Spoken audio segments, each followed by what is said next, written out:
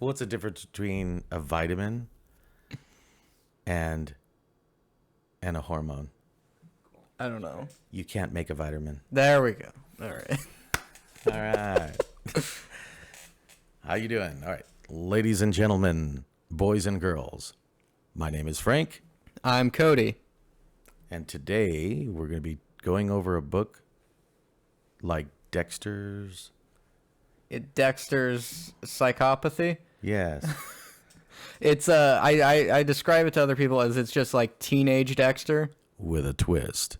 And that's all you can really say. Yes. Because it is like the premise of the story, and it's like a chapter 3 reveal, but it is like there's like an element that you need to discover on your own. Yes. I mean, I'll start off.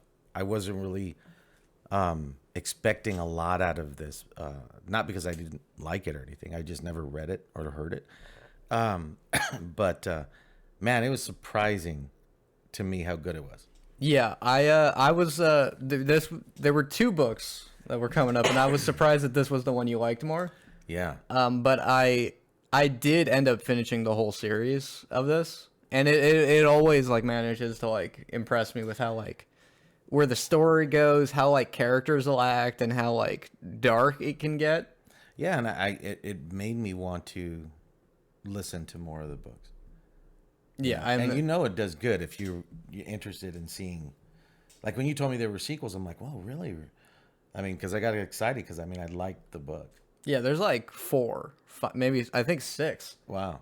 And it just keeps going, and I keep thinking like, where can it go from here? And that's what I was thinking. I was thinking, man, if there's more, where can it go? Because it almost seems like it wraps it up. Yeah. Yeah. Each one, you are like, I guess it can stop here, right? Yeah. I mean, it's just amazing. Now, this would make a fantastic movie. And it does have a movie. Ah. With Christopher Lloyd in it. Really? Yeah. I can't do a Christopher Lloyd accent, but I'll work on it. I can do the mannerisms. Sometimes that'll help me. All right. Frank! Now, when was the movie made? I don't know. But Okay. it was in like it's not that old. It's pretty recent. Oh, okay. And it you know, you watch it and I'm like, maybe if I didn't know what they removed from the book, I would have enjoyed the movie more. But I just feel like everything that I was like, that was really cool. Yeah. They get like one of the big scenes like exactly right. Oh, like the that's scene good. with him at prom when he's talking to the bully. Oh, that's like good. they get that like almost beat for beat from the That's book. good. So let's dive into it.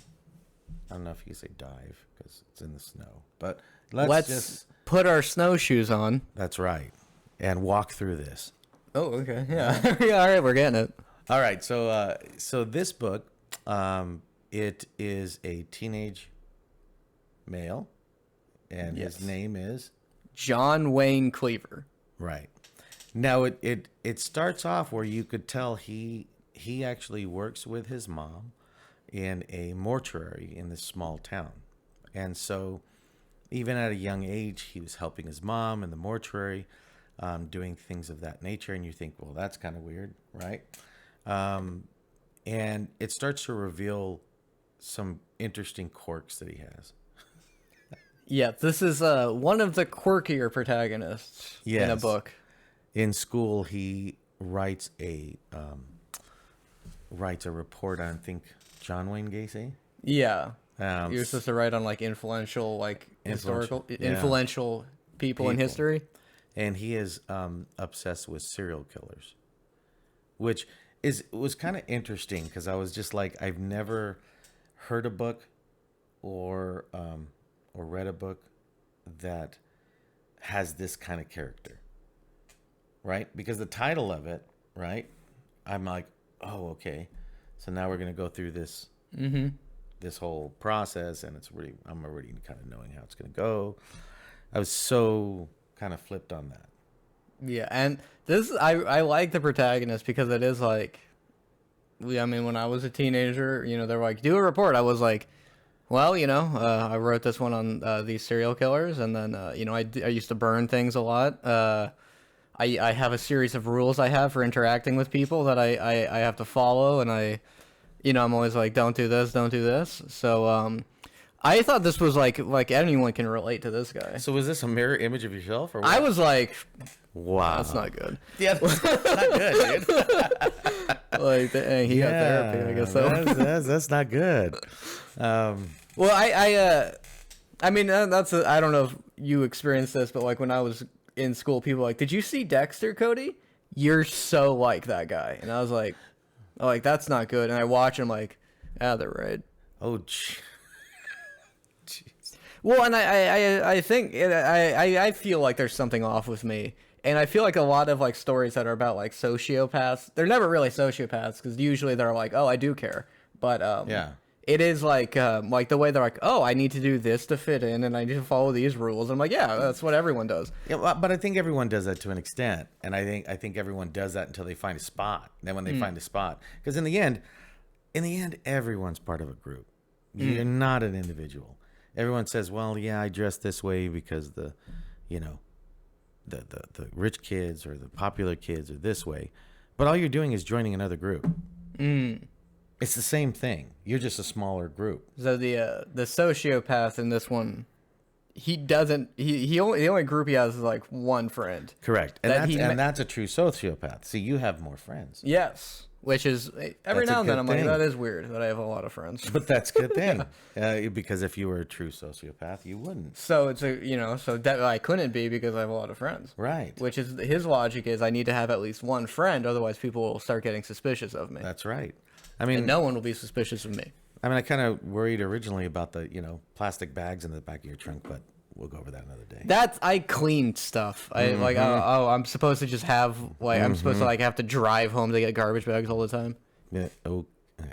And the saran wrap was for a project I'm doing. Oh, okay. That it's a secret. And everyone carries big old rolls of duct tape. It's very useful for car maintenance. Okay. I thought it was like a little like leaning onto the fourth wall cheesy a bit with him. Like when he's in therapy, he's talking about how like. But I enjoyed that. Yeah, I didn't hate it, but I was like, what is this story doing? Yeah, I wasn't sure what feeling I was supposed to get out of it, where he was like, my name is John Wayne. Like, it was like, they said it was after the actor, but that's, John Wayne Gacy. My last name is Cleaver. Right. He's like, that. He's basically just like, I'm destined to be like a killer. And look, we will rewind a little bit. So he is obsessed with serial killers, obsessed with the way they think, the way they act, and he's pretty much for sure that that's his destiny. Yeah.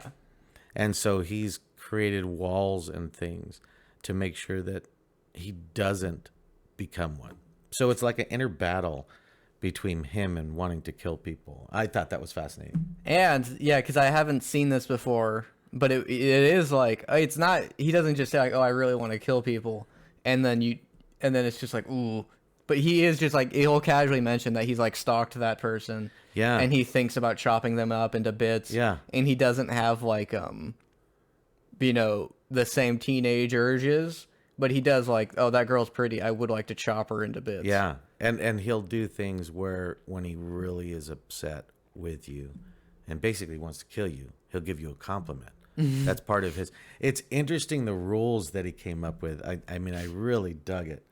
And that leads to that really great scene at the prom where he just keeps complimenting the guy. Yes. And it also leads to the fact that later on in the book, what happens? It was really cool. So you could tell this kid has big time issues where he enjoys going down to help his mom and with the mortuary stuff, and kind of gets into depth about what he's doing to the bodies and things like that. I mean, I just think it was really. I thought it was well done. Yeah, I didn't hate the kid, and I could see the struggles that he's trying to deal with. Yeah, and it is like you're like observing him. Yeah. He is just like, this is what I do. I like working with dead bodies, and they'll talk about like slicing open and dissecting them, and he's just like obsesses over it. And the mom character was interesting. I did end up liking her by the end. I did. In the beginning, I was a little but the line of work is what kind of threw me off. So I mean, you're in that line of work doesn't make you a serial killer, but you get jaded to it. Mm-hmm. So of course he's just helping in her minds. She's not seeing that he is enjoying it. Yeah, and something I loved about this character is he does something like towards the end that was like, yeah, that was a bad thing you did. Well, and it's weird because there's a certain part when you're listening to the book or you're reading the book that you, at least I was like, yeah, this he's gonna succeed. Maybe he'll like stop thinking that way. And no, Yeah, I really like it. Wasn't it was like, really cool. oh, I now that I got the girl, I found out I am capable of love. That's what I thought. But it's like no. I mean for this, I think if you're gonna listen to it or read it, you'll really enjoy that aspect of it. At least I did. I like character development. I don't like it to a boring extent, but when they do it right, I think this was right because it took me down a totally different road than the book went, And I think I and that was the goal. yeah. I liked how, and I saw this was the reason for some negative reviews, but a lot of people didn't like how the narrator like yells, because sometimes when he'll really she's like, how do you think and he'll really like yell into the mic, which I liked because because he's usually like that monotone like, Yes. I cut open the cadaver and I Yes. did this, and it'd be like, what do you want? And it's so funny because that brought a realism to it to me. I like when they do that. If you're not gonna do all the sound effects and all that stuff that you like, I mean, have a narrator that kicks ass. A narrator that does his job really well. I think he did a really good job at narrating the book. I don't even know why that would be a complaint. Yeah, I'm. Some people are just like I like they just want to hear the words. Got you. But yeah, I much But how prefer can you performance. yeah, how can you even, get out? Stop doing that. How do she you said. think I feel? Do you think I'm Yeah. an Do you think I don't care? And Gracie Yeah. aggressively said, "Get out." I mean, how, really? Stop that. I mean, how do you? Yeah, I don't know. The narrator is Kirby Hayborn, by the way. Yeah, I think they do. For me, that's an important thing for me, because I'm telling you, if this was done by another narrator, that was just monotone, just like, and the ship crashed and everyone died. I don't know if I would have enjoyed it as much. Yeah, the narrator was perfect at capturing that Yeah. it's not noir, but it is this psychopathic narration that Yeah. when he does have mood swings, and also it's like, yeah, he has wild mood swings. Yeah. And so like when you're listening to it and he does start Yeah. yelling, like you are like thrown off a little. Yeah, but that's what you're supposed to be. Yeah. That's why I think they did a great job at it. Because like I said, you go to AudioVox, you might hear like a very slow version of it from who knows who. Mm-hmm. But this was, I loved it. I love the narrator and how he did it. Now I'm not big on knowing narrators' names and things like that. But I would definitely try to listen to something else that he did. There's only a couple narrators that I've been there since we started this whole thing that I'm like, okay, he's good. I'd like to see him again, in something else. Yeah. Yeah. And you look up narrators, right? Well, yeah, sometimes that's how I found out about Like and Fallout. Oh. Because I liked the breeds, or one or the other. I don't even remember anymore. It was like 2 years ago, but it was breeds, and Like and Fallout has the same narrator. Nice. And I liked him so much. I was like, what else did he? Oh, another werewolf book. Don't mind if I do. Wow. And I'll do that every now and then, because usually those narrators are chosen for these Right. specific roles. So it is like, well, if you like a story with characters like this, with like Yeah. a flow like this, that's what he does. So Yeah. it is another way of finding stories. Like that narrator that did the steampunk story that we read, the fan one. She was great. Yeah. Did all the different voices and Yeah, stuff. like Remember that? all the, Just, like, great. Just getting great. What was lists that book and stuff. called? Espionage and Etiquette, Espionage and Etiquette. which Yes. we have an episode on. Yeah. Which, that was one of my favorite narrators. it was She was great. that was like at least half of my enjoyment of that book. Yeah. Was No. like all the energy she put into that. Yeah, but when you start reading this book or listening to this book, like I said, it has this very like mellow start to it, but it has to do with this kid fighting his addiction to want to be a serial killer, and he thinks that he is destined for it. Not only his name, but just his actions, where he was born. I mean, all this stuff he's factored in, and he's done research on tons of serial killers.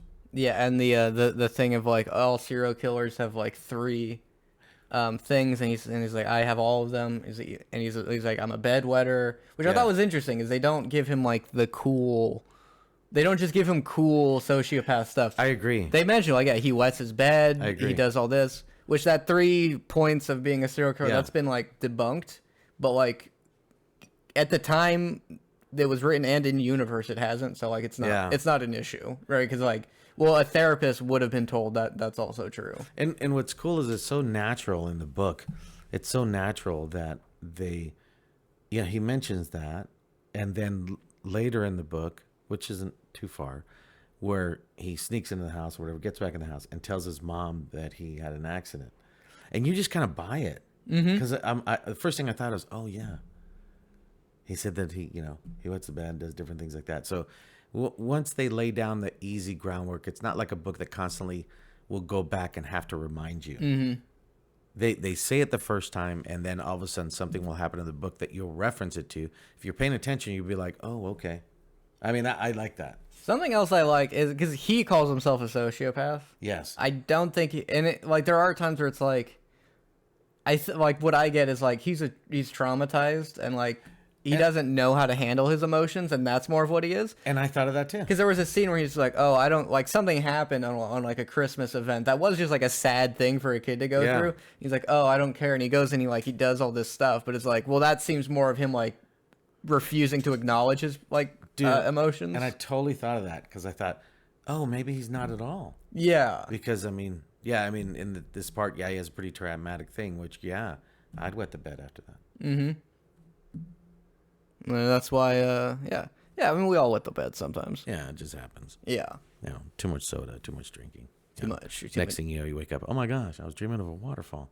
Isn't that crazy? That's still gonna happen sometimes. Yeah. But so going back to the book, it's like really don't. I would say if you're going to listen to the book, I would make sure to give it some attention. It's not really like where one of those books that you have to sit down and just focus in on it. But you'll enjoy it more in the build up in the beginning of this book with this kid, in my opinion.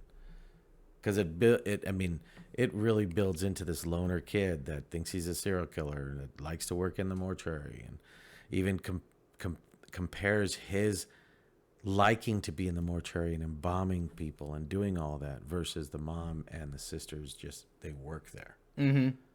And I like how, like, a lot of this stuff happening is just like, one of those things where it's like these are very real life scenarios happening where it's like the mother and the daughter have this like strained relationship, and he does like kind of like manipulate that. Yeah. If he's like, if I need a distraction, I'll do. Yeah, but what's cool is the writer didn't have to explain it. I mean, the writer didn't have to go into the whole story and why the mom and really just focus in on it. So when you see it happening, like, we're dumb. Oh, okay. I mean, you know what I mean? They did it. He did it in such a great way that it's like I said, mention it once, and then you kind of got it the rest of the time. And you'll see them like, they just mention like, oh no, she's busy, so she can't do this, and then they'll try every now and then with each other because they're still family. And I think that Christmas scene, which is like, it's just family drama, and I was like, "Ooh, this is where the real horror kicks in." Yeah, but I mean, they go into the fact that, and you think about it, did that trigger it? Him liking to burn things and him, small animals and like, oh, your dad isn't around, and what happened with that? Which and it's kind of cool. Well, not cool, but it is kind of cool. So it's kind of cool how this kid could just bring up things where he's just bringing up serial killers. Well, this serial killer, Jeffrey Dahmer, blah, blah, blah. Yeah. It was pretty crazy. But you were, I say just really enjoy it, because, I think it's really cool.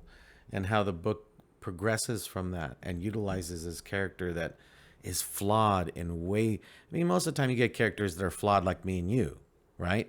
I might be more flawed than most, but Cody's definitely more flawed than most. It's all flaws. Yeah. But in the end, they do such a good job on building this character, and it works. It really works, I think. And that's one of those things where it's like, when you give a character like a trait that isn't cool, like that makes them so that creates a whole different feeling of like, them being their own person. Because like beyond like, oh, like what do they have? Depression, anger management. Yeah, you know, they wet their bed sometimes. Like what? Oh, like that's something that like, oh, they wouldn't tell me that.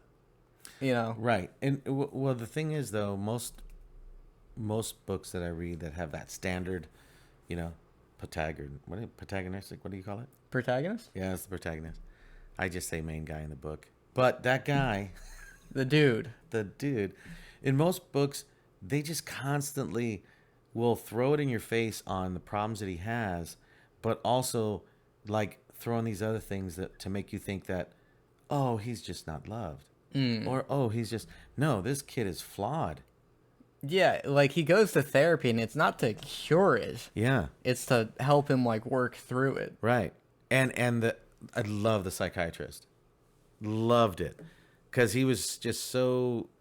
It's kind of crazy because he was not like helping this kid do it, but I mean he's like didn't even really care about what he was saying, but he was still trying to help him, and it was cool because he was he's a minor, so he's telling him about all these things that are happening, and next thing you know, his mom's having a fight with him because the doctor told him. I Yeah. thought that was great. Such a realistic feeling for him Such a too of realistic. finding out that like, yeah, that is a kid like experience where like, you told someone else, Yeah, yeah, and they have the thing of like, well, I had to tell her because these are like dangerous thoughts you're having, Yeah. so like someone needs to know. but their interaction is always good because he could open up to the psychiatrist, so he tells him a lot of stuff. Doesn't tell him everything, but tells him a lot of stuff. So it builds this relationship through this book that I thought was great. Matter of fact, I think all the character development and how they build together was done well. Yeah, I there's not a like even like the Brooke character, Yeah. who's like the girl next door that that's it, and which is very clear. He's like, why would any? Yeah, he's like, why is she talking to me? And it's like he doesn't Yeah. register that like. I mean, if you see the movie, he does just. I mean, and I think it's based off his appearance in the book, but he does just look like a normal guy. Yeah. So he is just like, they wouldn't like me because I'm twisted, but it is like, well, Right. no one knows that. And he only has one friend, and his friend knows that Yeah. they're both. And even don't have his any friends. friend had a moment that I was like, you know what? Good for you, Wasn't that man. great? Wasn't that great? It's like- Oh, I that was like, amazing. I was like, yes, yes. I was like, you yeah, you know what? You stood up for yourself, and Yeah. you were like, like used. It was good, and it was weird because, like I said, it wasn't like the typical, like the clapping moment where the crowd goes yes. It really wasn't. You really bought it. I bought that. Here's these two loners that are so abstract from the rest of that community, and they found each other's friendship, and then their altercations were real. Just Yeah. made sense to me, and to me, I think that is a direct representative of the writer.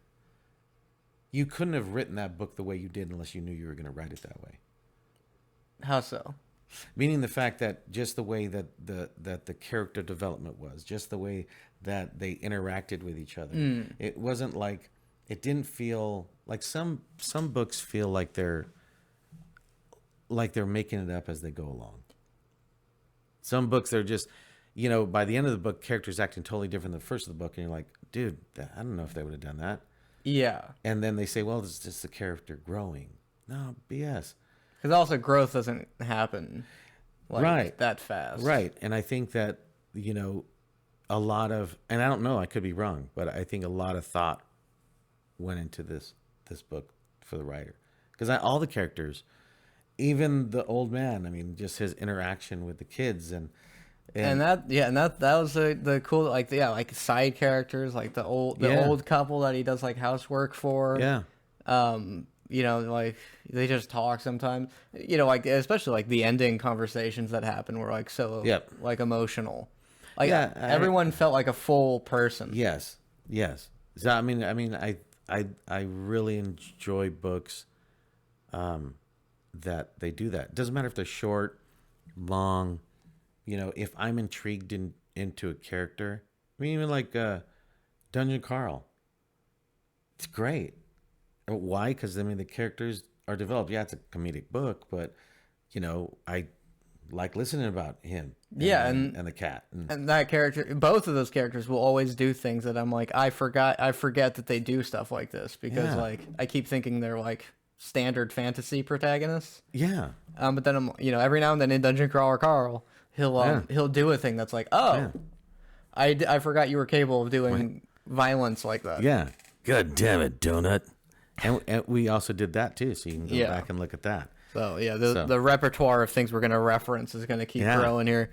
But I think they did a really good job on it. I mean, just for me, I hope that other people. I mean, I'm a lot different, than, like I said, I'll give books 2, 3, or 4 times.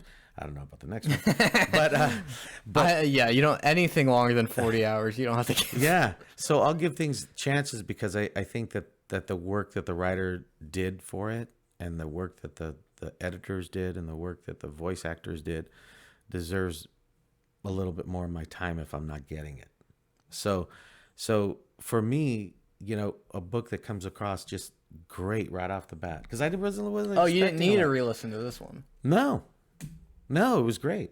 I mean, it just everything came into pieces I think correctly. We can give you an inverse star system, which is how many listens did it take you to start being like, okay, I kind of can see why people would like this. Yeah, well, I mean, some of them are easy, like Carl, easy, right? That was great from the beginning. Way of Kings, different things like that. Heroes Die. I listened to that one again because I wanted to, not because I wanted to give it a chance. I mean, it's a great, phenomenal book from the beginning. But that's which I looked it up because what's a book with good fight scenes? Oh, just amazing book. And I fell in love with it. I looked up Mistborn because what's books with good magic systems, and then I found out about Way of Kings. Just having a pain in my head there. but so like this book is one of those books. I mean, and it was weird. It was almost like a Old Man's War, where it wasn't a big gigantic read or listen.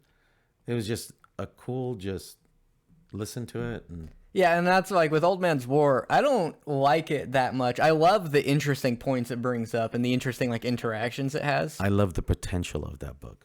Yeah, and I followed the entire series because I love the potential of the first book so much, and I kept being like, they're gonna do it. You're coming back, right?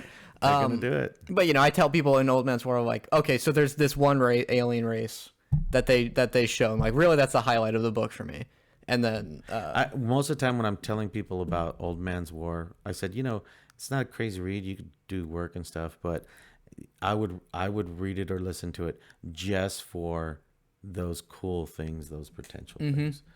It's it's a dishwashing book. Yes, where you can zone out and then you're like, oh, that was a funny interaction. Oh, that's an interesting interaction. Right, sitting there watching TV with your wife. One of those books. Oh yeah, where you could zone out and not have to worry about like, man, I'm zoning out. Yeah, that's a good book.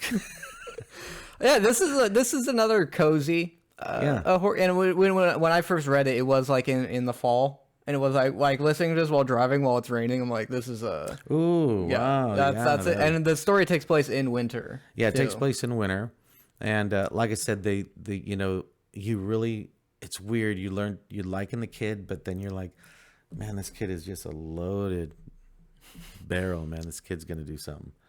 And of course, he has interactions with people that don't like him. And one of his rules is if he finds himself obsessing about you, he'll just not even talk to you, see you. Well, he doesn't talk to much people, but he'll just stay away from you because he feels that's one of his rules. Because he feels like he could actually then start stalking you, then think about killing you, and then and that's not like just a fear he has. He has done that. Yes. And at one point he mentions like I broke my rule. Yes. He does start like. And there that great scene at the prom where he's talking with a bully, where he does just mention like, oh, I know you live here. Yeah. Oh, yeah. And he and that kind of scared me. It was weird because in the book, then again, he did a great job on the bully not really getting that because no one knows the kid's mind. Yeah. But you as the reader, you know the kid's mind, and you're going, holy crap. For a lot, like for outsiders, he's just a quiet kid. Yeah. Who keeps to himself. Yeah. And has like a weird job. Yeah. No one knows what's going on in his head. No one knows what's No. going on in any of our heads. Yeah, and yeah, we'll talk about that bully scene, like Yeah, that's after really the good. spoiler remark, because I think it's like that was like an It was emotional kind of climax. and it was cool because it was kind of like there were multiple kind of turning points in this book where you could see the projection of the characters and how they could change, but they set rudimentary spikes in when those people change. So it's like, then again, you have to pay attention because you'll see those things, and then it makes sense why this is happening. Makes sense why that's happening. When, like I said, a lot of books, they just constantly got to explain it. Even some of the books that I love, it's like, I already know. I don't really need to know. Yeah. Like Clan of the Cave Bear is a good one. Great book, but it's like 72 hours of listening. It's a huge book. And maybe because it's such a long book, they'll sometimes do that. And I'm just like, dude, I've read all the books I know. You don't got to keep on telling me. But anyway. You get the as you know dialogue. Yeah, but also, I've been married for a long time, so So you're used to that. I already know. You already know. But you're gonna hear it again. Yeah, I'm gonna hear it over and over and over. And sometimes I wish I could just go, God damn it, donut. Yeah. I wish I could do that. Like, no one gets these references, Frank. Nobody. I say them at work and I'm like, what? But I mean, I say, hey, watch the podcast and you'll get it. and you'll understand me. You'll understand some of my references. Yeah, that's the only. I don't know what else you can talk about that's not like spoilers or deep into the storyline. Well, outside of like what gets this plot kickstarted. Well, you got to remember partially the fact that, we could talk about his family. Of course, his dad is not there. His mom and his sister have been running this thing, this mortuary. And it's a smaller town, so it's not like they're constantly busy. But they both have these quirks that I think is just hilarious. Like when they're going to get a body, and because he mentions the fact that most of the people he sees is old, because people that are dying are from old age, which is an important part of the book for you to pay attention to. But when they're there, the sister always makes a statement that she hopes the fan doesn't go out. And little things like that are like so realistic that I latched on to the sister, and the sister's not even in it that much, but the character's still kind of viable. You kind of buy the character of the sister. Yeah, this is like she has like I don't like not like a great, but it is like a nice relationship with the brother. Like they don't really fight. No. Like her and the mom argue a lot, and so there she is just like, that's my weird brother. Yeah, and it kind of makes sense because the dad left, and then they're just this little family, and they so some of the things didn't even have to be said for you to get. Yeah, and that's what I mean about this book. When you do something like that, maybe I'm just twisted. I have those problems. Not that I want to kill people, but maybe I just have those problems where I can relate to it. But I just think it was just, there wasn't not a lot to be said, but you ended up buying those characters. Well, that's what always surprises me. Like when they go into like, oh yeah, before your dad, they do talk about like the mom will say, he used to hit me, he used to do all this stuff, and you get this idea of like it's that maybe that like caused him to be like more like, I need to control myself. But what's cool is they didn't constantly harp on the dad.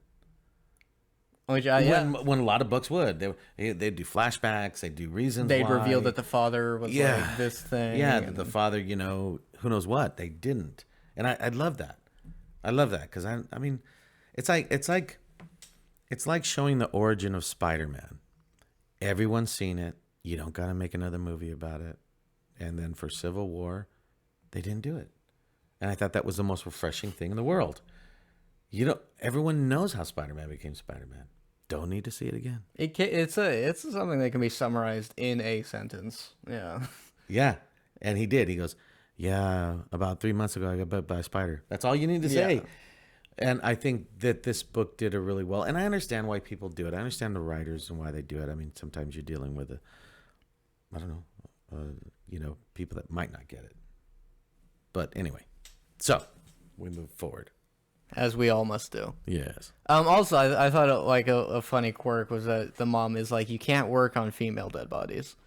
And Yes. it's just like, I forgot about that. Yes, I mean, that's the great thing, you see that about TV all the time, where it's like, you can't show someone dying. You can show all this other stuff, or you can't show,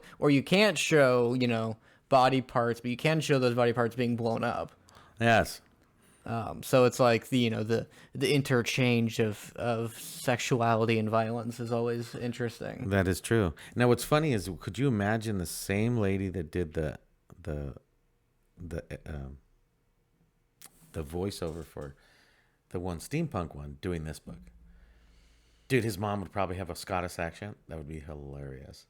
But anyway, I digress. I don't think it would work for the story, but I would definitely enjoy if we got like just out of nowhere, just Scottish voice. Yeah. No, right. Well, you got to come inside now. I would love it.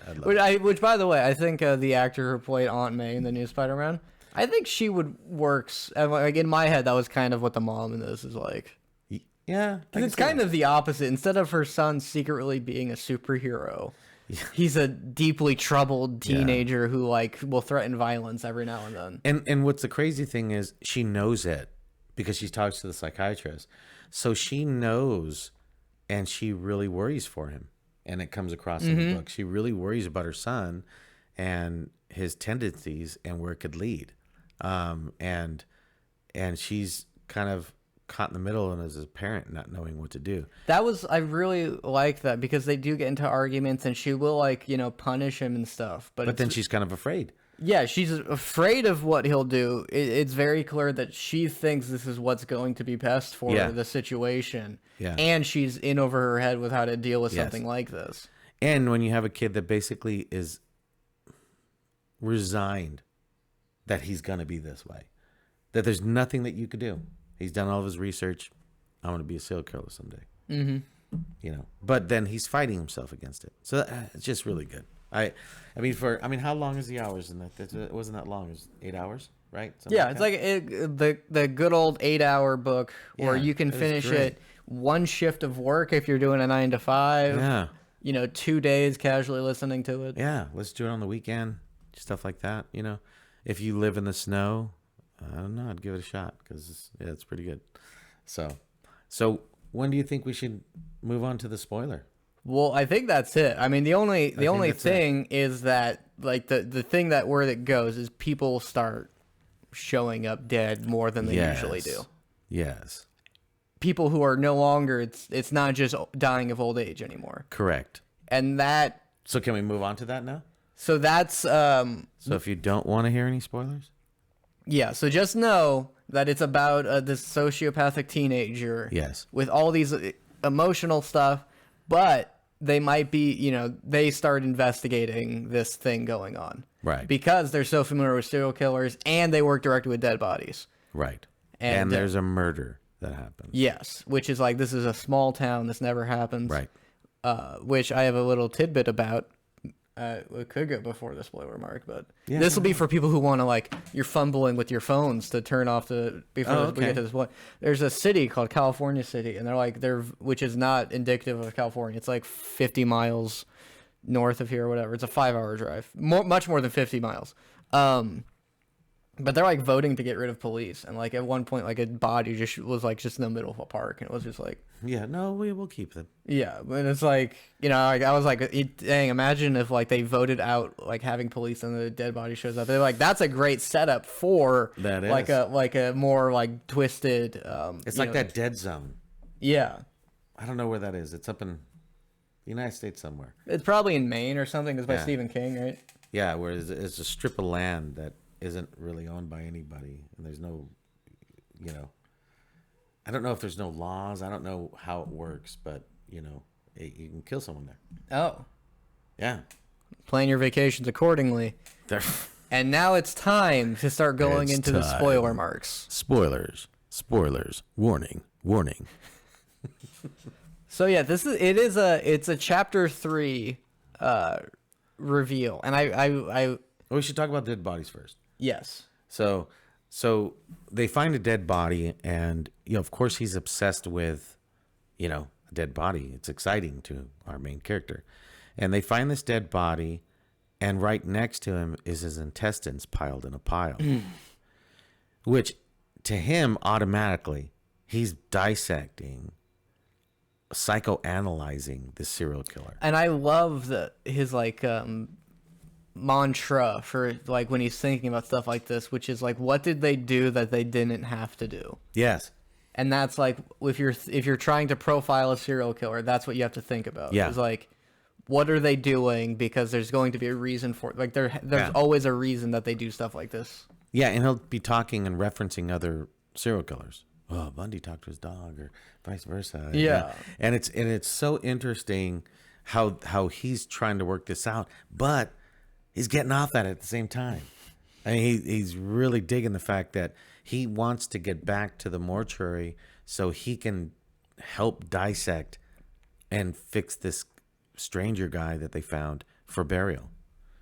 So he's like caught in the middle of this enjoyment, and that's the cool. He's not like, I need to stop this person because that's the right thing to do. No. He is like, what are they doing? He's almost as intrigued in seeing it for himself. He's like I said, they have him at certain points, and especially then they have him at certain points where he's like teetering, on what is he gonna do. And I thought that was great. And I was really happy with how it was handled at the end. But yeah, he's investigating missing bodies, and then like, oh, he is, and he talks to like his friend about it. He's like, so hypothetically, if you were, Yes, and it's also like, this is probably the most he's actually talked to this guy, because usually it is just like a casual, like, we'll hang out at school thing. But he's like, oh, I want to hang out with you. but his friend knows that he's obsessed with serial killers. Yeah. Yeah, but I don't know how much more he knows, which was, I think it was great. Yeah, and it's like, oh, there's a new drifter who's in town. Yeah, he's assuming that well, he doesn't know who the serial killer is. Yeah.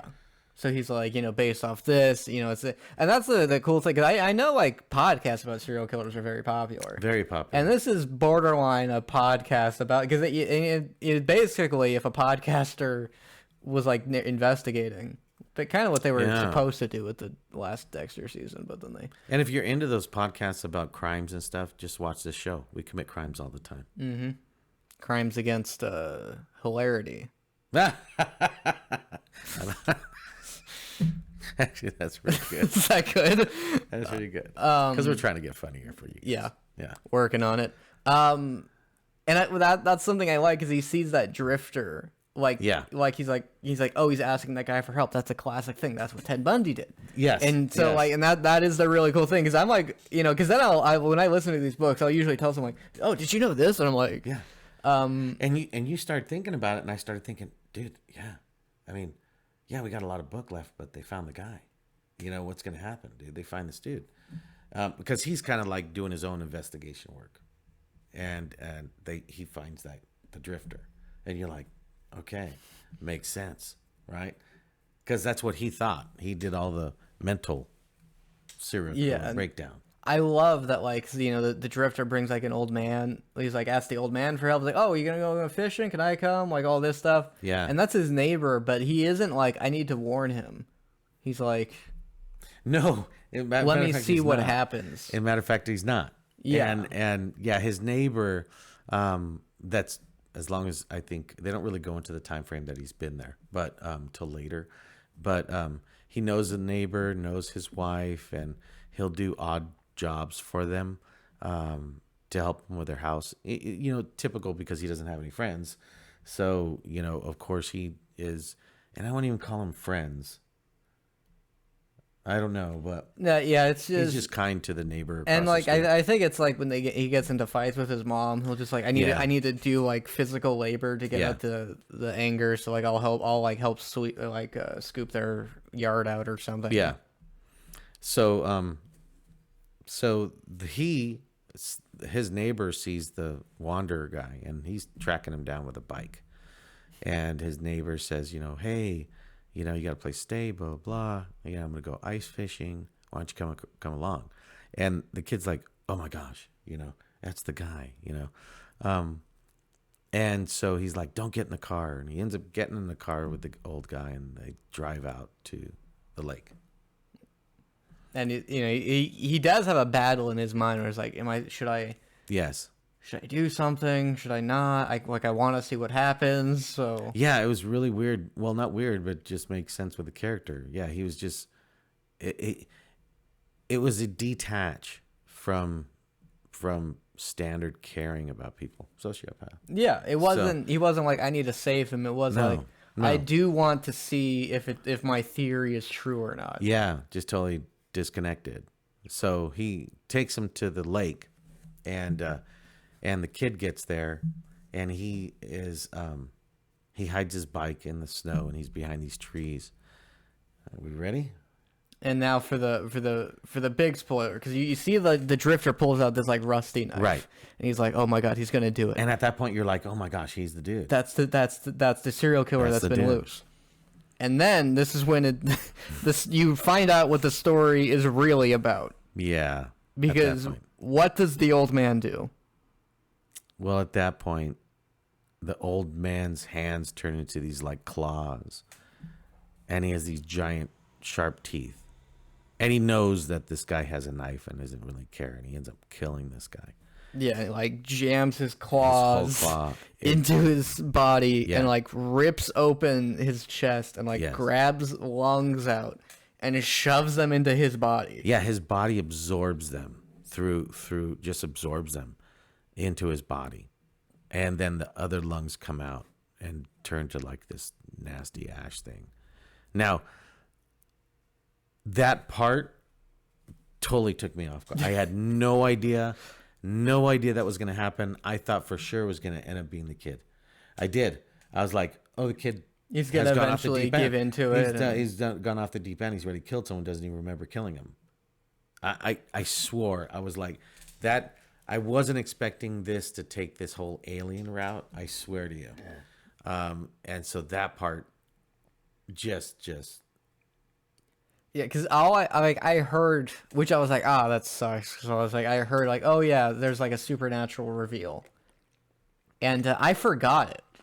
Like when I actually like started listening to the book, I forgot that it, like, because I got so into like the storyline, and I didn't know exactly what they meant by that. I didn't know what they meant, like, oh yeah, that old man is like this like mutant goo monster that like steals organs.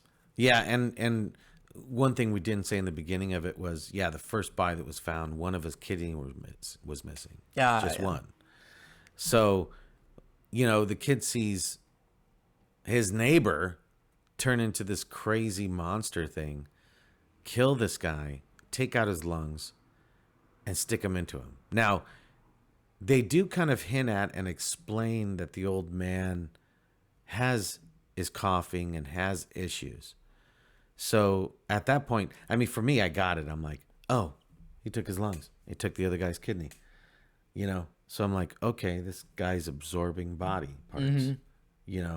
And then the main character pees himself when he witnesses this happen, which is like, oh, he's a bedwetter, but also he saw a person shapeshift into a giant. I don't know who wouldn't. I don't even know. I mean, I saw something like that, I couldn't even imagine. That I think that is purely just like that a kid just saw this happen. Yeah, and he's like, oh, I don't care, but like that's so beyond what he was even ready for. Yeah, and he takes the body and puts it under the ice, right? Drops it down the hole in the ice. So now our main character has just seen his neighbor shapeshift into an alien and kill somebody. And then it starts a really interesting role where he is using his knowledge as a serial killer expert to try to track down and do something about it, because it's almost like I got that he does care about the town and doesn't want that people to start getting killed, but also more that he's not involved. Did you get that? Where I got it was like also like, yeah, it's like I'm not doing this, and that's not a human. Yes. So yes, that's not a rule for me that I don't have it, that I can't kill aliens or whatever that thing is. Yes. And so he really doesn't know how to go about it, but he's got ideas because he was searching for who was killing people. He was searching for it. But now he knows, so now he's in this whole dilemma, which is I thought it was great. I mean, man, when they did that whole switch thing, oh, dude, man, jeez Louise. And that's the cool thing is he knows who it is. So the whole book is him just trying to figure out, like, one, why out of curiosity. Yeah. Because he's like, well, why is this happening now? He's lived here this long. This has never happened before. Yeah. And, like, what am I going to do about it? Yeah. But, like, he knows it's him. Right. And so, I mean, I think, like I'm telling you, when that happened, dude, I was like, I swear. The series it keeps having moments like that where you're like, what? And there's a couple moments in it, not just this one, but once this happens, it's kind of like the movie Titanic, right? So well done. I know Titanic. I was like, really? But Hear him out, folks. yes, hear me out. So what's cool about that? It's not the only movie that does that, but it's prominent in that movie. Is there is a set point that everything changes, everything goes downhill. Music changes, storyline changes, everything changes, and it just then rapidly moves. And everything else is great. And then all of a sudden, the boat's about to sink, and all of a sudden, this happens, and then music changes, everything shifts. And that's the way it was with this book. It's like it was taking you one way, and then from that point on, it's just a roller coaster. Mm-hmm. Well done, dude. You were just like, I'm just listening to it going, oh my gosh. And then there's other parts that hit you heavy that I was like, I stopped. I was listening to it in my headphones, and I'm sitting there in my kitchen, and I'm doing some stuff, and all of a sudden I just stop and I go, oh, no way. And my family just looks at me like, oh, he's listening to a book again. But it was crazy. Yeah, and I do like too that like bodies are still coming in. They're coming in like more and more. Yeah, and it does become apparent to other people. Like the John Wayne Cleaver, he figured out like from the first body that something was up. Right. But it took like a couple for people to be like, oh, something's happening. Right. Like, there's a serial killer in town. But every time a new body comes in, he is just like, oh, well, what? Like, he's like, I'm working. I want to work in the mortuary today. What kind of body was it? And he was like, what's going on? It's not that like, oh no, someone else died. Right. It's like another one. Interesting. So what's he doing now? Well, and now he's casing the next door neighbor. So he's shoveling his snow every day so he could be able to go and spy on him without leaving tracks in the snow. So he's doing all these things and following him and doing all these things. So he's seeing some of these people, and now he's starting to hide the bodies. It's like he's getting smart. Yeah. And that's the other thing. He's like, well, why do you hide it now? Because they found that body. Right. Like, why now he's hiding them? Because he was like, why would this being suddenly start doing this? Yeah. Because it's never had experience having to hide a body? What does that mean? Right. And it was great how he got into that. And then it takes another shift where he's just like, in the end, I got to do something about it, And so he leaves him a note. Do you remember that? And that was the thing. Another I'm like, change. I don't know if you should do that, John. I was the same way. I'm like, dude, but he leaves him a note. And is that, yes, that's after, because he sees him, then again follows him, and he's going to take someone out, and he calls the police. And the police come, and this thing just takes the cops out. Just tears them to shreds. Tears them to shreds. So now they find the cops, and because he can't hide the bodies, and now the whole town is in an uproar. So he doesn't know what to do. So he ends up leaving the guy a note on his car because he's been watching him, so he knows what he does when he goes. And I loved like all that yard work he's doing, where he just mentions like he's casing the house, he's doing all this. Yeah, he's establishing himself as like a friendly, like helpful kid, and he is like in case DNA is left here. Yeah, which I loved when that comes up. By the way, at the end, that was so sad. It's only like 3 sentences, but it was so satisfying. Yeah, when it gets brought up, and it was good because like he leaves a note, and I think it just said, "I know who you are." Mm-hmm. And he's like staring out from like his window. Yeah, and watches him with a note. So now this alien thing knows that there's someone out there that's watching him. And so, I mean, it just got interesting. It just Which got really good. Frank refers to it as an alien in the book. No one knows what it is.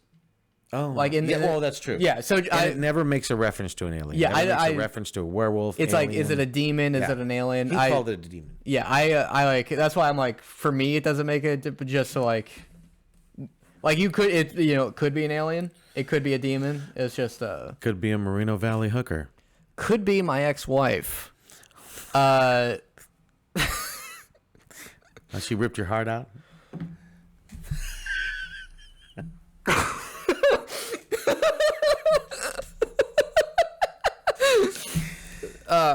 So yeah, this is stealing hearts, stealing Kidneys, just lungs. turning it into black goo that could never be itself again. And it's cool because they are researching, and they're researching that where the black goo only has one DNA reference. So, and they think it's linked to another case like halfway across the country because they found all this goo, a pile of it, and they'd taken the DNA, but it's coming from the same person. Yeah, which, but just a little touch I do like is he calls the cops, and this is a teenage like horror story, but he just immediately is like, okay, I have to report that. He isn't, even being a sociopath, he's not like, no, this is something I have to do. But it's funny. That's what I mean about how you at first I thought he was going to be the killer, and then it turns out you have these little tiny bits of sunshine, and you're like, oh, okay, and then it goes back. And what the part that was not scary to me, I can't even explain it. I don't know if it was disappointing or is where the kid finally gets to a point where he says, for me, if these cops can't take this thing down and they shot him and everything else like that, then I'm going to have to break down all my rules and let my monster out. Yeah, he refers to his dark urges or the dark voice in his head as like Mr. Monster. Yeah. Which was the working title for the book. Correct. And that was the title of like the second one. Right, and that was originally used by a serial killer he quotes in the book. Oh, I forgot about that part. I forgot which one though. That's the part that, I was just like, oh crap. Because then I felt bad for the kid. The kid was trying really hard. And I know it sounds so funny.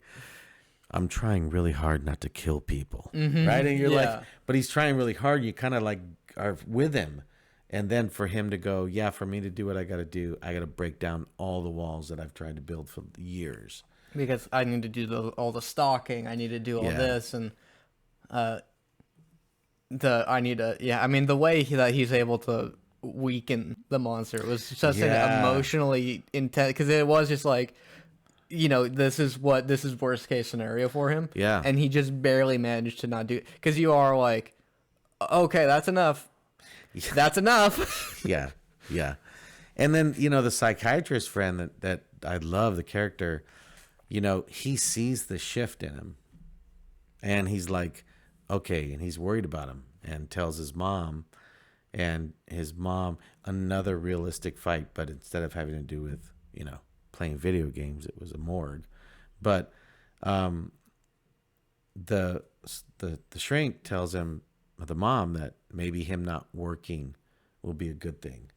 And so she aces him out of helping him with any bodies, and he just like freaks out. And like that's what I mean, freaks out. And not even just yelling, he like grabs a knife. And it's crazy because you're on the edge of your seat. I was on the edge of my seat because they're going over what he's thinking, and he's like, dude, it's like I could just kill her, I could just chop her up, and he's fantasizing about this, and it's his own mom. And it's crazy.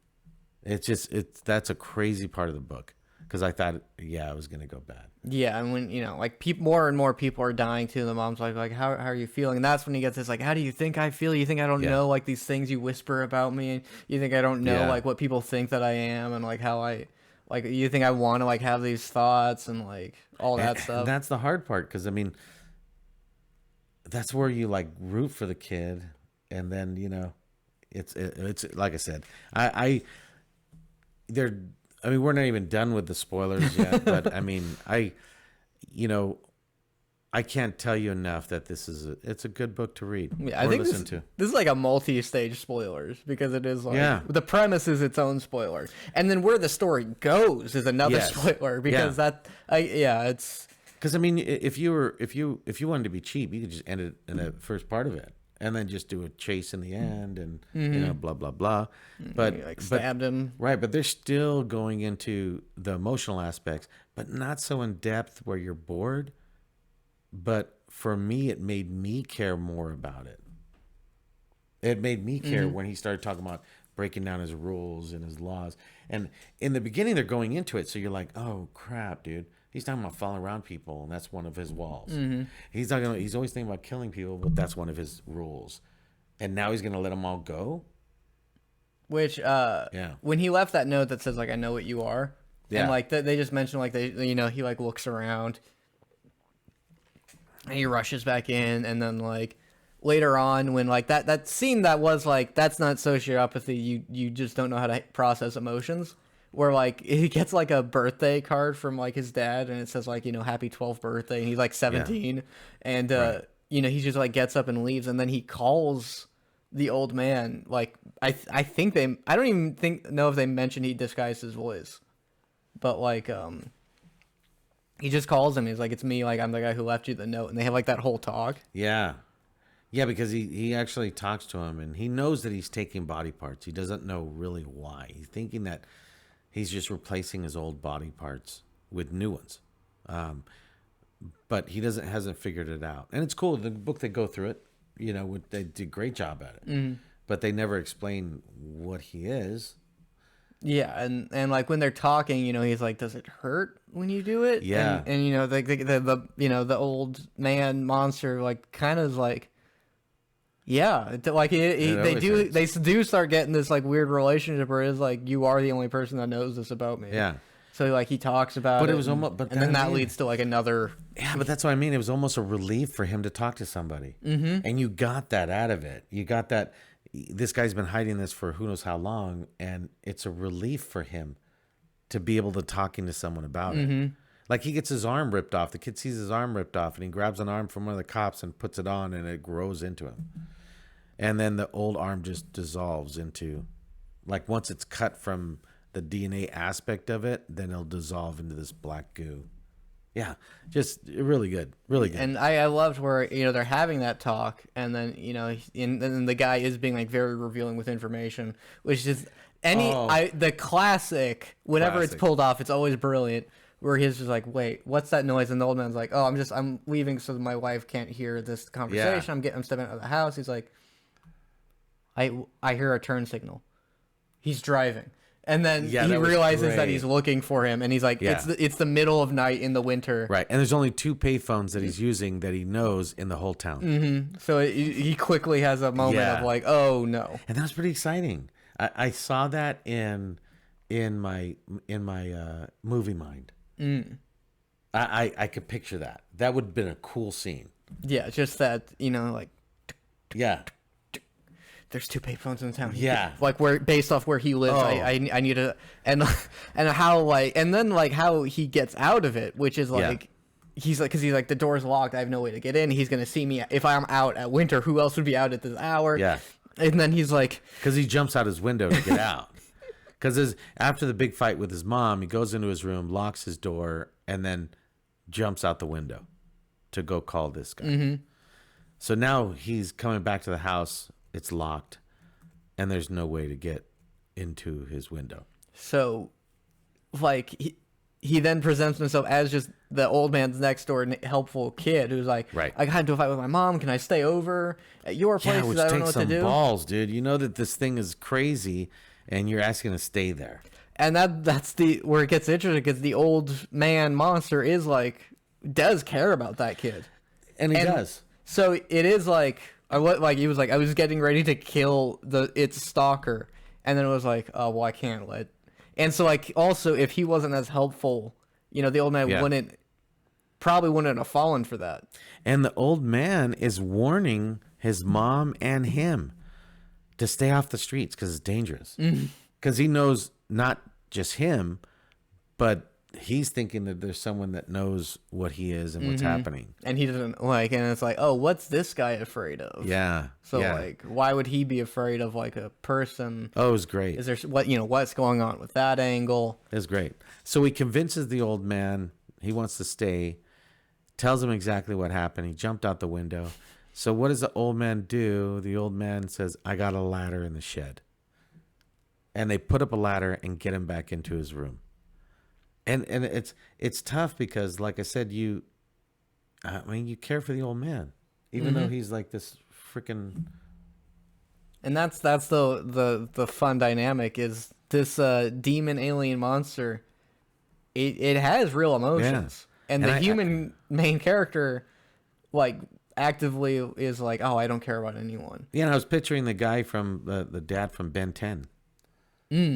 Yeah. The guy with the plaid, shirt on, white hair. Yeah, it was good.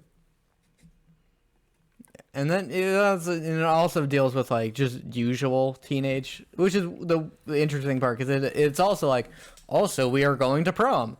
Yeah, it's funny. They got a lot of stuff going on, and I didn't really realize it.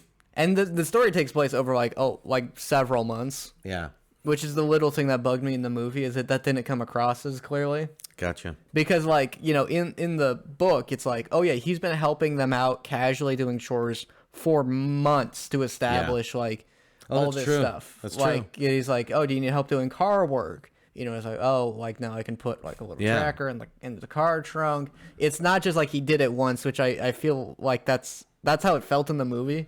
Gotcha. Like I literally could have just used like May, April, just that little word because it all just feels like the same week. Yeah, it made sense because they even gave him the key to the house, so he knew the whole layout of the house, where everything was, where furniture was, where everything just in case he had to move at night, and so it was a lot of work on his end. I agree.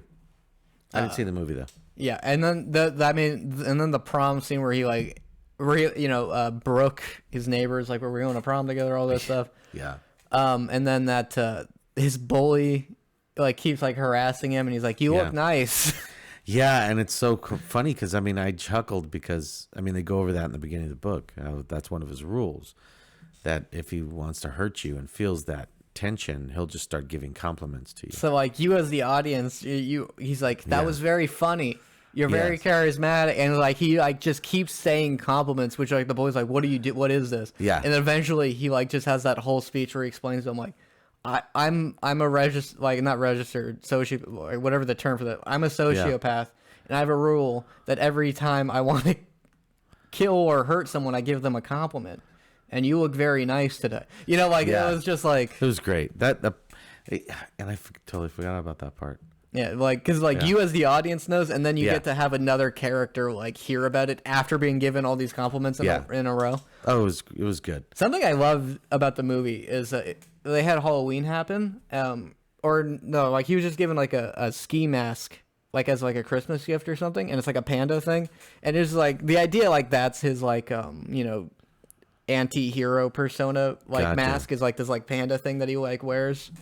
I thought that was like a fun touch, which in all the books, I imagined he wore that every time he did like a thing. Yeah, but it's weird that would be, for me, this book wasn't like a Dungeon Carl. Not at all. There was small humor in it, but not enough to make it like a funny book. So that would ruin it for me. For me. It would ruin it for me. I can see it because I don't remember that being in the book. Oh, I don't remember it being in the book. It is movie wise, like that. I that's a nice idea of it being like a persona for. I don't. Yeah, it is a little goofy. Yeah, and then it and then the end it takes away. But then I get how difficult it would be probably to make this into a movie and be able to, unless you're breaking down the fourth wall, unless you're having that happen. To go into his mind and different things like that. So I get it. Make it like Donnie Darko or whatever. Yeah, I think I saw that where it's like a spiritual successor to Donnie Darko. Oh, really? That as far as people's like feeling about the movie. Oh, like if you like Donnie Darko, you'd probably like this. Gotcha. All right, where do we go now? Well, because there's obviously the big thing he does at the end. And and like I mean, the whole climax was fantastic. Like the final 2 hours of this, I was just like, I'm sorry, I can't take any breaks. I'm not. Yeah, no, yeah. I'm gonna It was finish really this. good. I It was can't. really I good. can't wait until tomorrow to like Yeah. get through it. Oh, I did the same thing.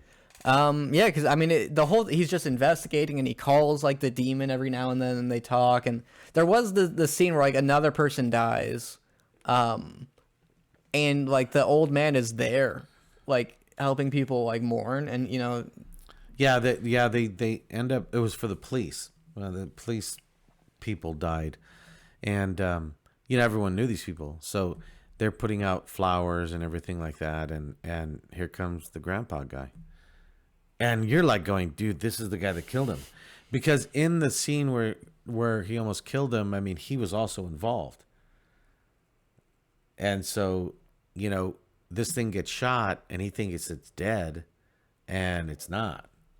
So he doesn't really know how its weaknesses, and that's what he's trying to look for, is a weakness, to be able to get this thing. And the weakness that he finds is his wife. because this guy genuinely has emotions. And Yes. you get that great scene where like the old man is crying at these deaths, and the main Yeah. character isn't. Yeah. Oh, yeah. It was a, and I think that's on purpose.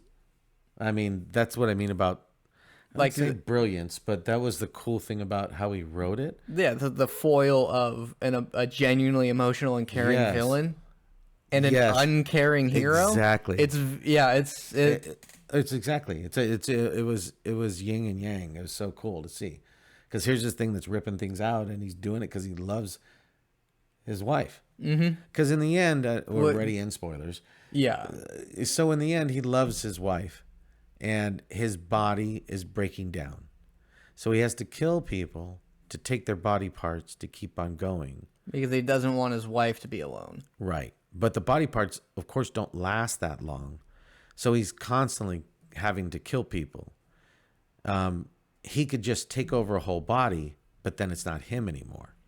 Yeah, and I love when they talk about it, and he's just like, yeah, he used like this body.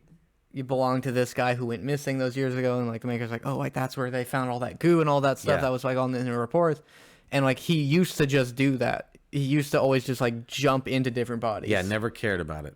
And then he just talks about when he like met it, or he's talking to like his wife, and like they talk about how they fell in love, and Yeah. it was just like this like demon or alien that was just like, oh, is this what love is? And then it's like I don't want to do any of this what I used to do anymore. Yeah.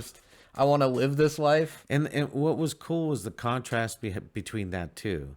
You had this thing that used to kill without any kind of caring, now is doing it so he could prolong his life, to live with his wife that he loves, and despises what he does. And then our main character is looking forward to doing that.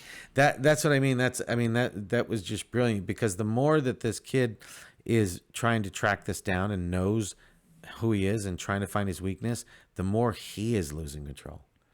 And did you notice that in the book? How the kid was I really- didn't think about the direct like Yeah, it was almost like a counterbalance. The old man was doing it now in frustration. And so like when we have our last interaction, or one of the last interactions, this thing is almost dead. It's been waiting so long to go out and take someone out. because it fights the need to do it for as long as Right. possible. And plus also he knows that there's someone out there. He never suspects the kid. That's what's crazy about it, because he was just blinded. Now this is a thing that who knows how long it lived.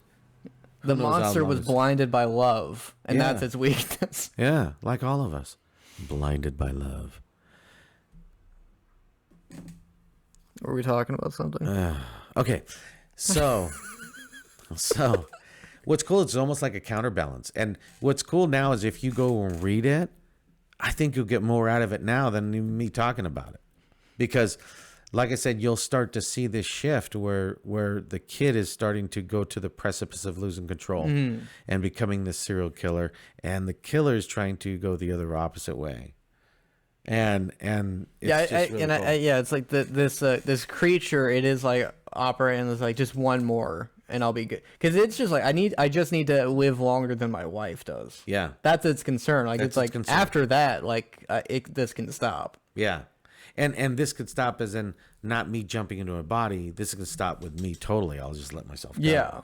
That it was just way cool.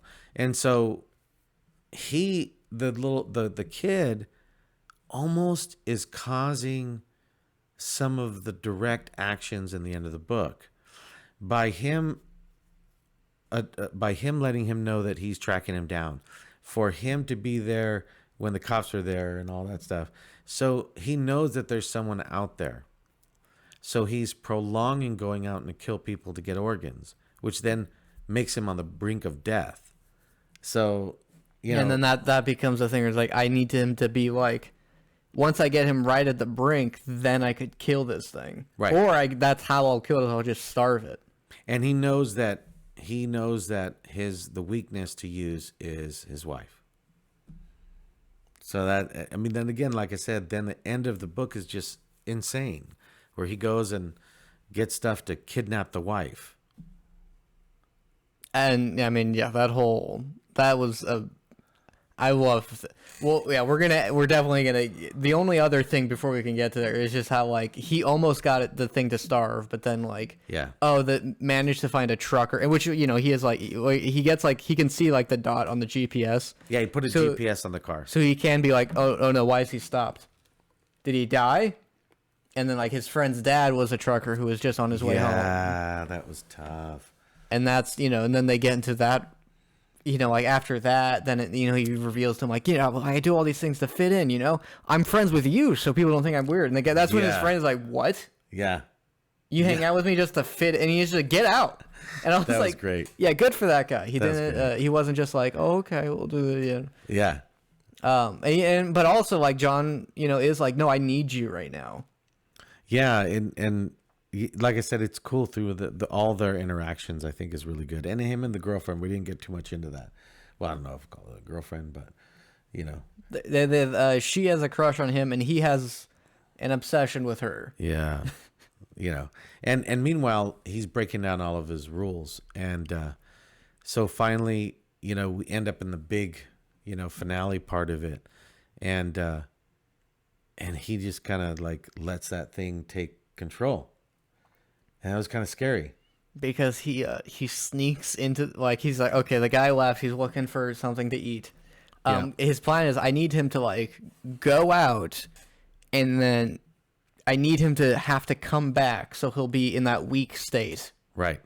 So he like lets it drive as far off as possible before he sneaks in, and he goes into the room where the old man's wife is sleeping. That's And you get the scene where you're like, oh, okay, yeah, he was not lying about being a sociopath, I guess. And not lying on the detail of knowing this guy's house. Mm-hmm.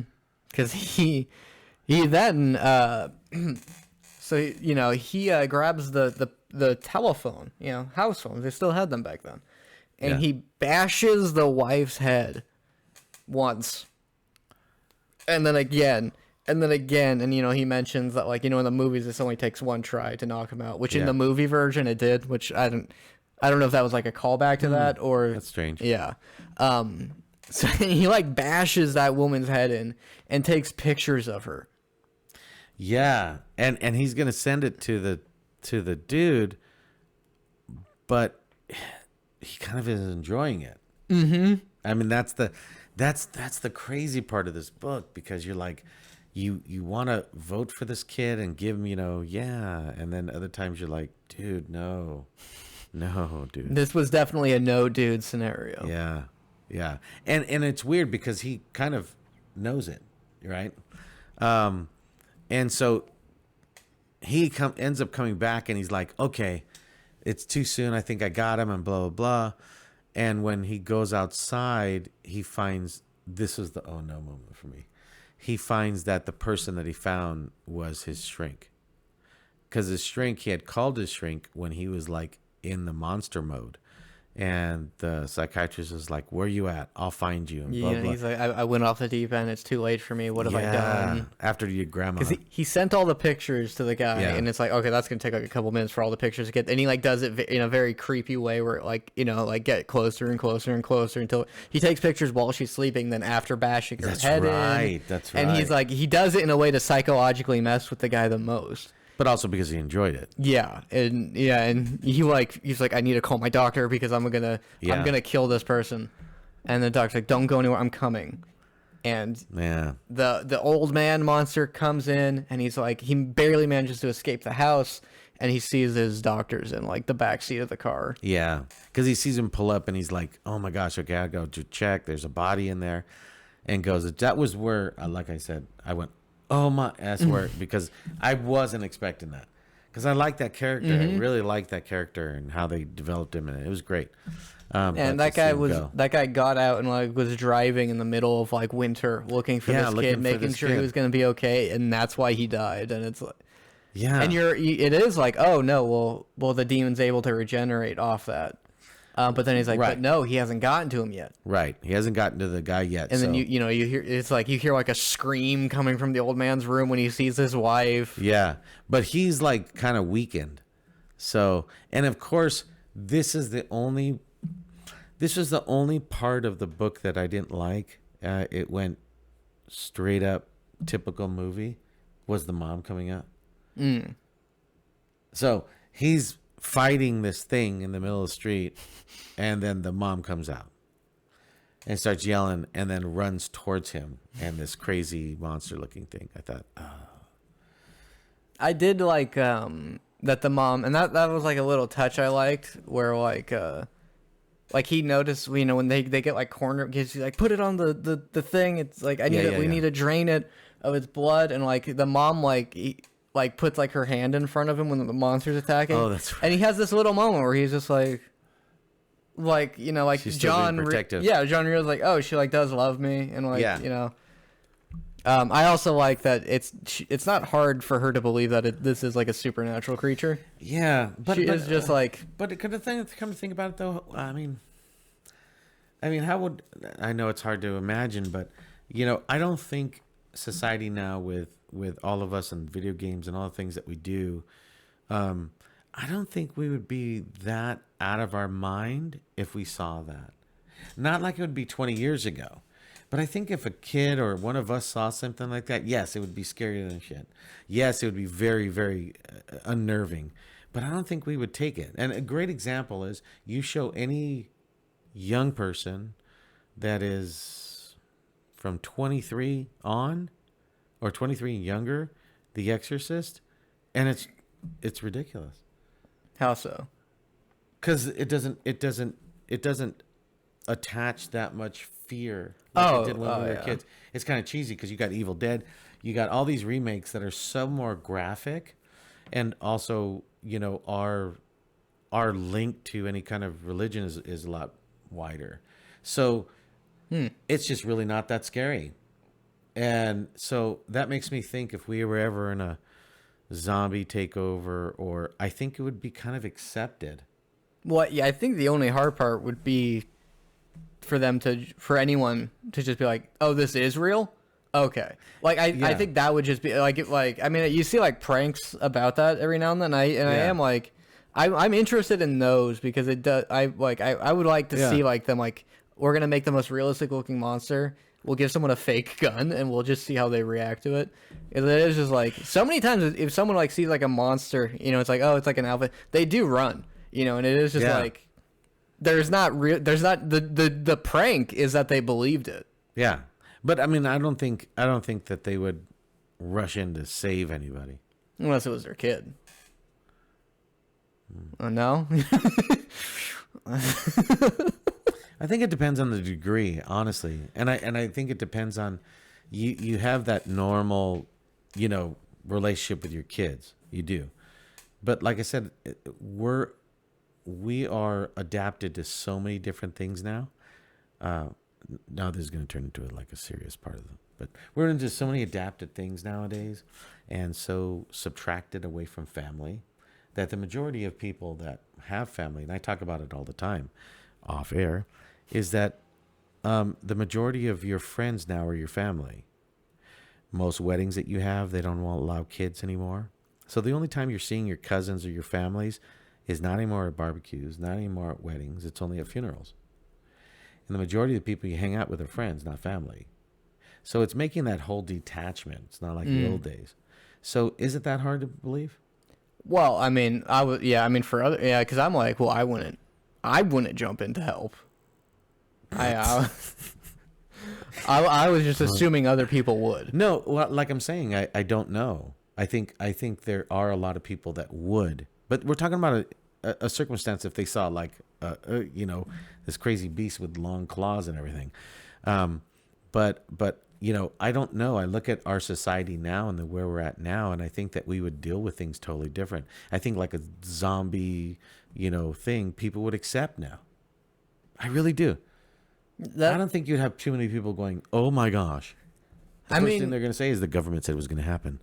Yeah, I mean, I see this be brought up every now and then. A story will bring up the idea that we're purposely being desensitized to it. I think Men in Black said like the point of ET was to like just familiarize the idea of friendly aliens existing at all into like pop culture, to let people think of it that way. There's this, and I wouldn't put that theory out. I mean, if that's what they were doing, that's not a bad way of doing it. No, I mean, in the whole, there's so many theories and conspiracy theories on top of conspiracy theories, from the fact that we're all dead right now and the Mayan calendar was correct, and we're all in purgatory. Hence, the Mandela effect and all that stuff. So there's so many different theories. I enjoy them all because I think it's amazing to me how people can make connections. Like I just heard the Titanic connection. Maybe that's why you got to hear this. So the movie was made. I don't think that they had any plan in this, but there's these people that are talking about this conspiracy that Jack, that was his name, right? Titanic, I think so. Yeah. Yeah. The main guy was a time traveler. And he was there to make sure he saved Rose, because if he didn't save Rose, the boat would have had to turn around and never hit the iceberg. Now, this is their theory. He says in the movie that he used to go ice fishing with his dad on this lake. Well, that lake didn't exist. There's a man-made lake and didn't exist for 5 years after the Titanic sank. So the writers forgot. He also said that he rode the roller coaster in Santa Monica. There was no roller coaster at the time. So now that's two. That's two. The bag that he had was only made in 1936, which is three. And the last one is they had never had any record of him. Remember they said they were looking for him, never had any record? Oh, even in universe. Because he wasn't born yet. So he was trying to make sure the Titanic sank? Yeah. How does saving Rose do that? Because if he didn't save Rose, the ship would have had to stop and go look for the passenger that fell off the boat. Oh. Hence slowing them down so they would never hit the iceberg. I mean, that's see, you hear things like now that. I do kind of want to watch the Titanic again. And you hear things like that, and I'm like, dude, man, A, you got a lot of time on your hands. But B, man, that's pretty good. That's pretty good. That's a fun way of viewing it. There's a game called Heavy Rain, and like this reviewer, you play, there's a serial killer who kidnaps children, and he leaves like the father clues on where to find them, and they have to do like Saw-like things to like get out. So like, so that you'll just get a letter that says like, if you want the next clue to where to find your boy, because they're gonna die by the end of the next month, like from drowning because of the heavy rain, cut your pinky off right now.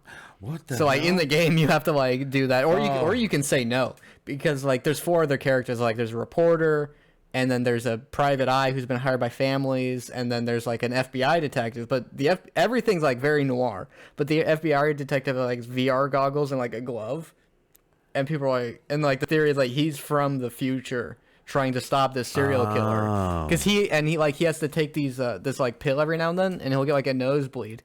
And the whole thing is you can like change the story of the game based off your actions. So it's like, whenever you change the future, he gets like a nose, and they have a pill for that. Oh, that's where you have to cool.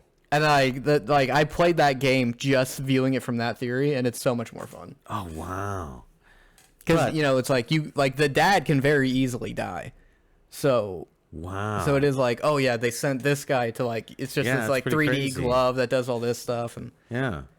But back to the book. We went Sorry. on a crazy rant. We got to do that just one time, just talk about crazy conspiracies. yeah, whoops, Another just one. rants. We'll have an episode, you know, like Captain right. Crunch. Yeah. Yeah. Anyway, so the end of it, the whole fight scene, I think was brilliant. And it was funny because, you know, I won't go into too much of the fight scene because it's really great. But what was the craziest thing was him kind of giving up. He was, it kind of made you think how old this creature is. You know what I mean? Because in the end, he's just like, okay.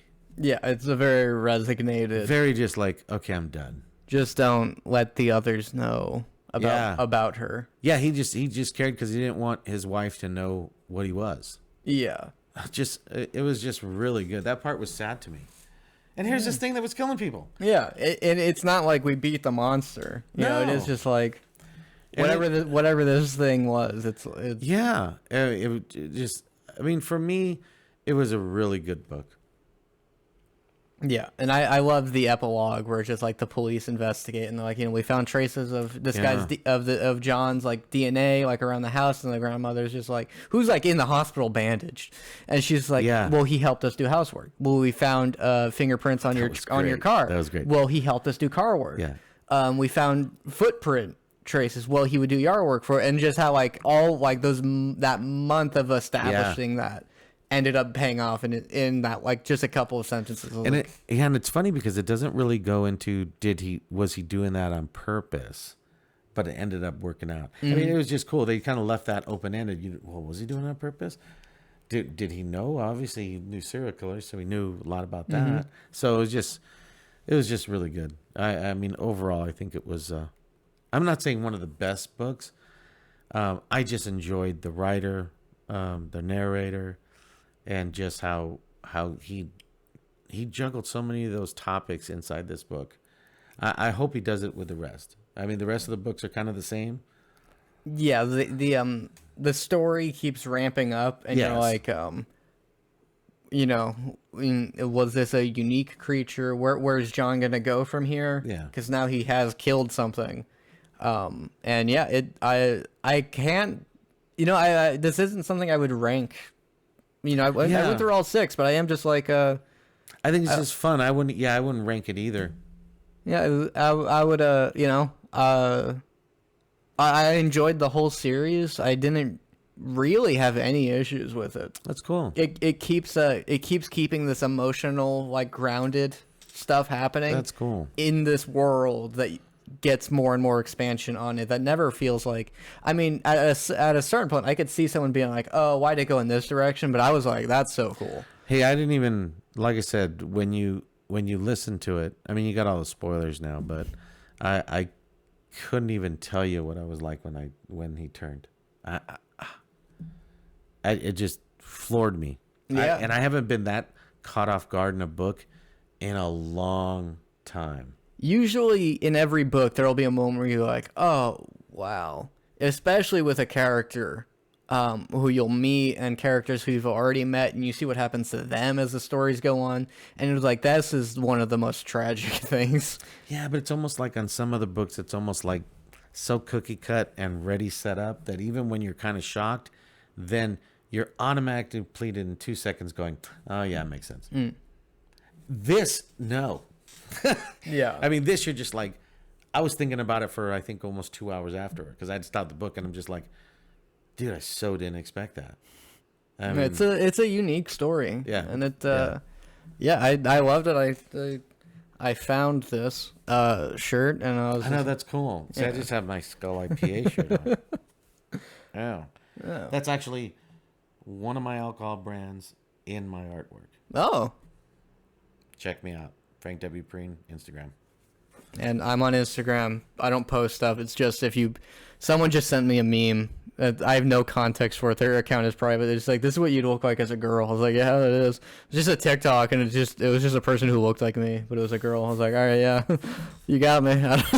Yeah, I got to do TikTok. You can do stuff like that. That's what my Instagram's for. I got to do TikTok. I got to do Facebook, and I've never done it before. I'm an older guy, so that's why even in the what is it called, Discord? Yeah. Even in the Discord and stuff, you'll see me hit every once in a while, but sometimes you guys might be talking about stuff that's just a little not over my head, but yeah, kind of over my head. The Discord, you join the Discord. I genuinely have fun there too. It's fun. It will talk about TV shows like, oh, that reminds me of this video. Okay, take it over to the video game thread, and then you'll just see like the same, like just 4 different conversations happening because it's like, well, this one's about video games, so it has to be over here. And right now, the people that are on it using it, man, well-rounded, man, in a lot of different areas. I was very surprised. Mm-hmm. Gotchi, and who's the other? Will. Backwood. Dude, Will's awesome, dude. Yeah. I mean, he's so more along my end, like he's going to the movies and doesn't even care if they're bad. It's great. Well, that was because that is a cool thing that I do tell people is like, oh yeah, he got into books because I was talking about them enough, and like for me it was like, oh, I found out warehouse work is great to get into audiobooks because you have nothing to do. Yeah, I got into it driving. I have 2-hour drives out to India. Yeah. So what are you gonna do? So like and I've people recommend us books on that. That's how I found out about Way of Kings, or not Way of Kings, The Way of Shadows. Yeah. So other than that, I totally highly recommended this. I think you actually recommended it, and the main thing is I remember seeing it on Discord, and I'm like, dude, yeah, that cover looks really cool. Yeah, it looked really cool. Yeah. Now, what's crazy is I should have got it right off the bat from the shadow. But you like, oh, it's like a metaphor. That's what I thought. I thought, oh, his shadow is all a monster. The tagline just says like every town has its monster. So it's probably like that's what he calls the negative voice in his head or something. Yeah, that's what I thought. Yeah. But other than that, I highly recommend it. Like I said, I'm not going to give it any kind of rating, like 5 slushies or anything. Okay, how about this? Does it slap? Is that a new phrase? That's a phrase people do. I get caught up on. It's like my drip. Yeah. Does your drip slap? I mean, it all depends on what it's slapping. I think the thing people say is slap or cap means you're lying. I don't know. Yeah, I'm as out of touch as you. I don't know, dude. I just find out phrases just so I could trip my kids out. Yeah, like I walked in the other day to my son that's 15. I go, so what do you think of my drip? And he just looks at me. Don't, Dad. Just don't. Your drip. That sounds like your drip was cap. I guess so. So do we slap? I guess I don't know. We slap a cap. I don't know. We're gonna slap a cap on this episode. Yeah. And well, thanks everyone for listening. Definitely, wait till our next one. But follow us on the Discord. I think we have a Patreon now. Yeah. We're starting to roll out on some things and. Subscribe, comment, recommendations. Totally, and that's the thing. We do recommendations because it pulls us out of what we tend to like, right? And that and gives us different perspective. And what happens is sometimes that throws us down into other areas. Mm-hmm. So that like the steampunk one, that was great because it threw us down a whole different route. Yeah, and I like, because I was like, I don't think 16-year-old me would have been like, I can understand like the appeal of this, and there are things I like in this, but like now I'm able to be like, yeah, I can see who this is for, and I can see the fun to have in it. And we'll eventually we're getting better at the better at the other stuff and all the stuff you see, and just stay with us. It's gonna be fun. I'm having a great time talking about books all the time, and we'll see you guys soon.